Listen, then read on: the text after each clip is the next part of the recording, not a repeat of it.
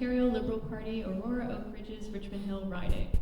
So I remember in the 1990s when Mike Harris shut down all of the institutions and suddenly people were thrown out on the street and they were homeless living in downtown Toronto.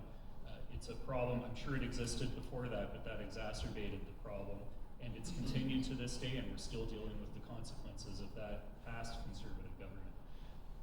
So we've heard a lot about affordable housing already. Something else we have to think about is mental health. A lot of those people living on the street have mental health issues, they have addiction issues, and we need to provide proper supports to them, because no matter how affordable the housing is, if somebody isn't able to work and hold down a job, they're not going to be able to make money to afford that affordable house. So one thing that the Ontario Liberals are committed to do is to double the current stock of supportive housing units. So not just affordable, but supportive housing units. And I think Chris mentioned there will be wraparound services to make renting more affordable. We are going to introduce fair, phased-in rent control in the buildings that don't have it already.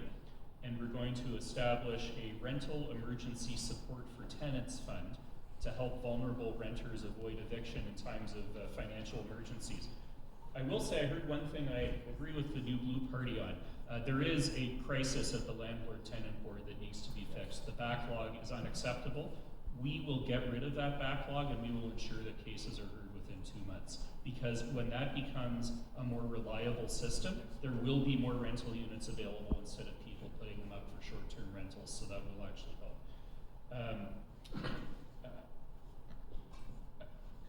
And I do want to remind you, Doug Ford's answer is to fine homeless people. He thinks somehow they're going to pay a fine when they get caught by the police. He has completely the wrong idea on this. We have to, again, get rid of this government. Thank you. Thank you. I'm not joking. That's what he. Okay.